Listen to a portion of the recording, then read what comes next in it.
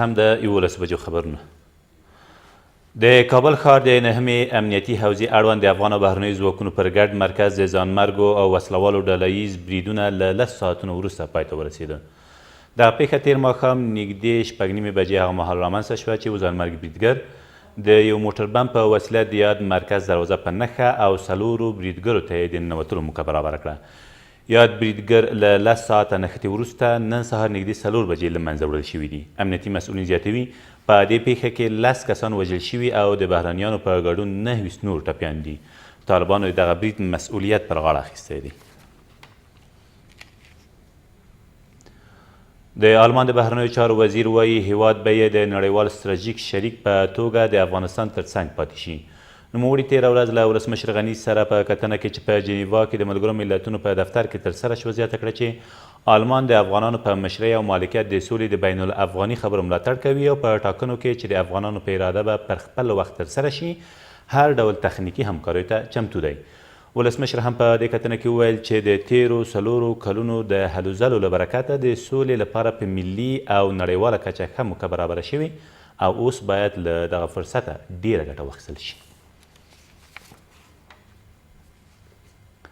اروپایي ټولنه د افغانانو په مشرۍ او مالکیت د سولې له بهیره ملاتړ کوي او د ټاکنو په برخه کې چې د افغانستان د خلکو او حکومت په اراده او پریکړې به پر خپل وخت ترسره شي همکاریو ته چمتو ده. د دغې ټولنې د بهرنیو اړیکو مسؤلې او ځانګړې استازې فدریکا موګریني تېره ورځ له ولسمشر غني سره په کتنه کې زیاته کړه دغه ټولنه چمتو ده چې د سولې بهیر د سرته رسېدو له سولې وروسته د اصلاحاتو له سولې بهیر سره یوځای کیدونکو کسانو او د دوی له کورنیو سره د مرستو د سولې د ضمانت د سیمه ییزو همکاریو او لویو پروژو د تطبیق په برخو کې له افغانستان سره همکاري وکړي. ښاغلي غني په دې کتنه کې چې د جنیوا ناستې په څنډه کې ترسره شوه له افغانستان سره د یادې ټولنې له مرستو او همکاریو مننه وکړه. څه باندې 500 قیلونونه په کندهار کې د پولیسو له لوري راټول او مات کړای شول. پولیس وایي دغه کار یې له شکایتونو وروسته او د امنیه قمندان په لارښوونه ترسره کړی او دا لړۍ همداراز دوام لري.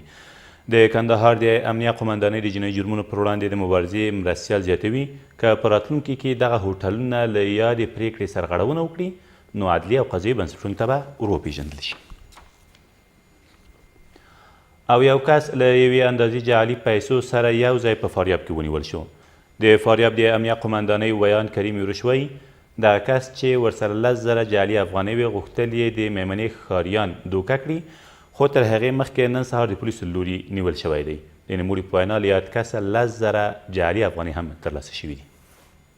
یک تن که میخواست بانگلودهای جعلی را در بازار عرضه بکنه و همچنان میخواست که هموطنان کسبکار ما را فریب بده که خوشبختانه توسط پرسنل همیشه بیدار مدیریت مبارزه با جرایم جنایی قماندانی امنیه ولایت فاریاب به شخص شناسایی و بازداشت شد که از نزد از این شخص مبلغ 10,000 افغانی پول جعلی به دست آمد و فعلا در تعقیب پلیس.